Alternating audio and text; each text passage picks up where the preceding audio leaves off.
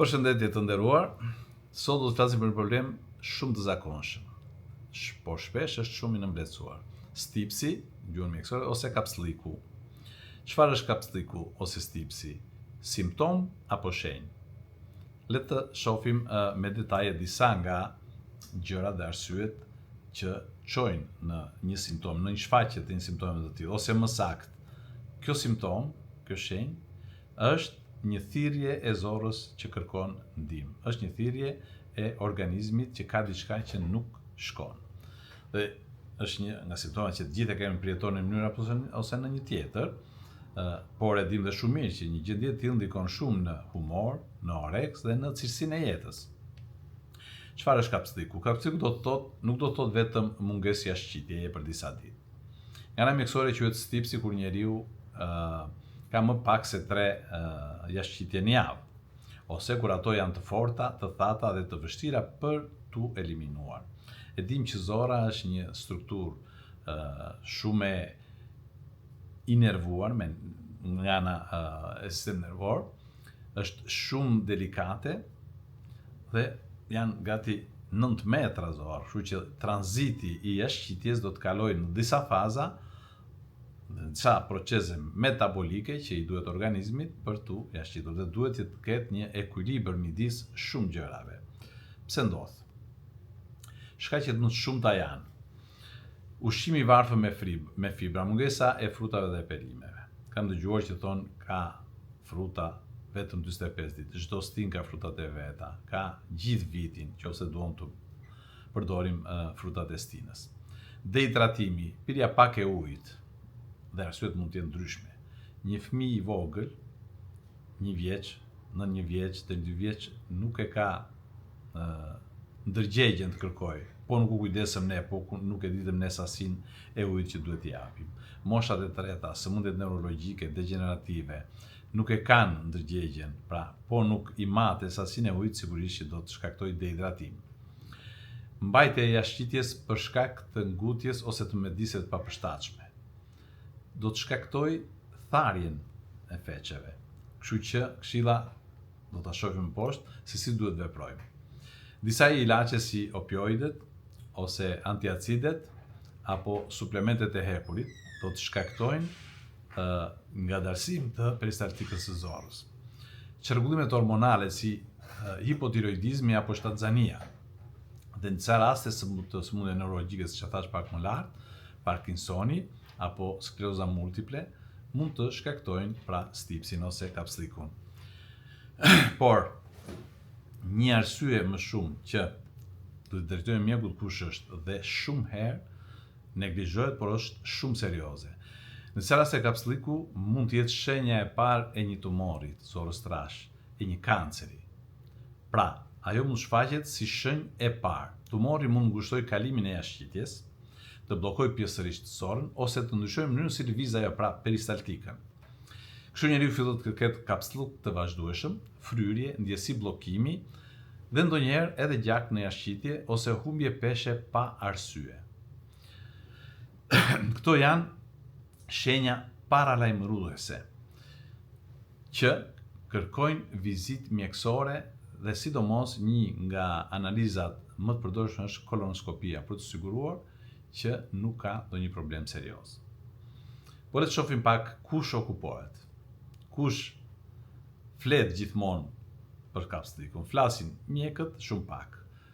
Gjithollogët gjithandej, por sidomos mjekët popullor, nutricionist, holistik, homeopati që duan të zvendësojnë mjekësinë tradicionale me degët e tyre, siç e thash pak më lart. Në media rrjetet sociale flitet shpesh për trajtim pa ilaçe apo metoda natyrale, që sipas disa personave mund të zgjidhin kapslikun. Zorra, për shembull, ose mëlçia, përmenden shumë herë që shkaktojnë atë, shkaktojnë këtë e tjerë, ose mjekët duan të shesin ilaçe, ndërsa këta që i dinë të gjitha të shpëtojnë. Por si? Duke sjell gjithmonë sipas opinionit tim, kam lexuar sipas specialistëve gjerman, suedez, japonez, e tjerë që të përdoren barna apo integrator, të cilët e zgjidhin këtë problem. Okej, por si?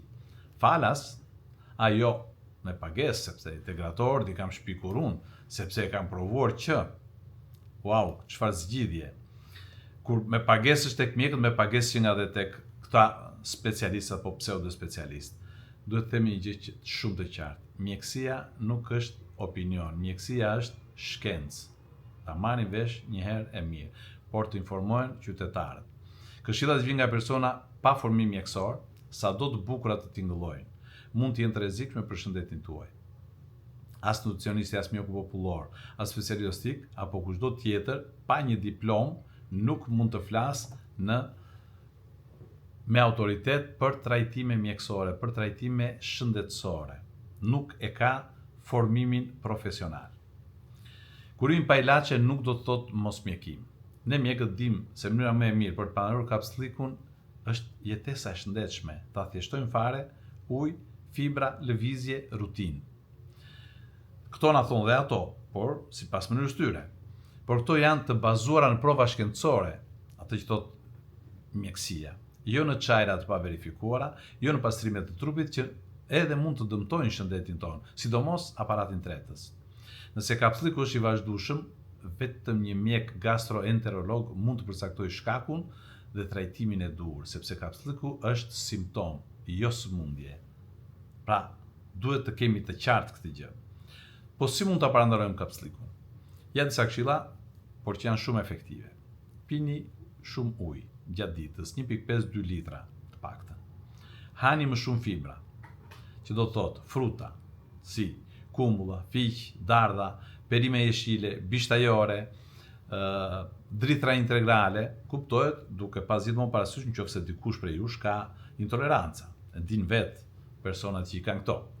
Lëvizni çdo ditë. Pse? Aktiviteti fizik nxit dhe lëvizjen e zorrës, sepse peristaltika do të thotë lëvizja e zorrës.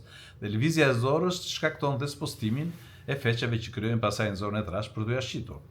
Sa më pak aktivitet kesh, aq më dembele bëhet dhe vetë zorra. Krijoni një rutinë të përditshme. Kjo është një nga këshillat më të dobishme që do të thotë çdo ditë duhet të provojmë të shkojmë në banjo, sidomos mbas mëngjesit, mbas ngrënies, ose nëse nuk gjendesh në shtëpi në një ambient të përshtatshëm, duhet që në një mënyrë apo në tjetër të tentojmë. Pra rutina do të thotë çdo ditë duhet të provosh, sepse nëse fillon të ndrysh oraret, sigurisht që feqet thahen më shumë, bëhen të ngurta dhe shumë ngatruar pastaj për të bërë jashtëqitje normale, sepse tharja e tyre shkakton distension të zorrës, vjes mund të çojë deri në fekalom, mund të çojë deri në kërkesën për ndërhyrje kirurgjikale për ta hequr, sepse zorra ka një limit të sjellimit të saj. Pra, mos e mbani jashtëqitjen, trupi ka ritmin e vet dhe duhet dëgjuar. Ke stimul, shkon në banjo. S'ke stimul, prit disa minuta në mëngjes në banjo.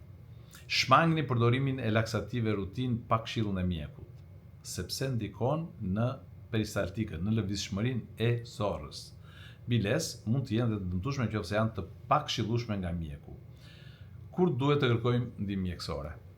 Nëse kapsliku zgjat më shumë se disa javë ose shoqërohet me dhimbje të forta barku, gjak në jashtëqitje, humbje peshe të pashpjegueshme ose lodhje të pashpjegueshme, atëherë është koha të konsultoheni me mjekun.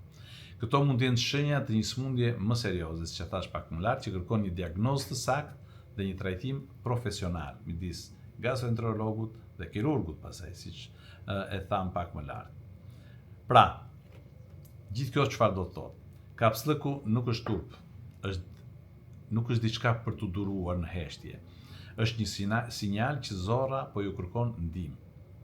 Zgjidhja e tij nuk gjendet në rrjetet sociale apo në receta të paautorizuara, por në kujdes të mirëfillt mjekësor. Një stil jetese i shëndetshëm, me ushqim të balancuar, me ujë të mjaftueshëm është ilaçi më i mirë. Dhe nëse simptomat vazhdojnë, mos hezitoni të kërkoni ndihmë profesionale. Pra, këto janë këshillat që doja të thoja për sot. Ju falenderojmë për që na ndoqët edhe në këtë episod. Kujdesuni për shëndetin tuaj çdo ditë, sepse mirëqenia fillon brenda nesh. Jo të pres do kaloj tek shumë e radhë. Kërkoni dhe kujdesuni për shëndetin tuaj çdo ditë. Shihemi në episodin e radhës.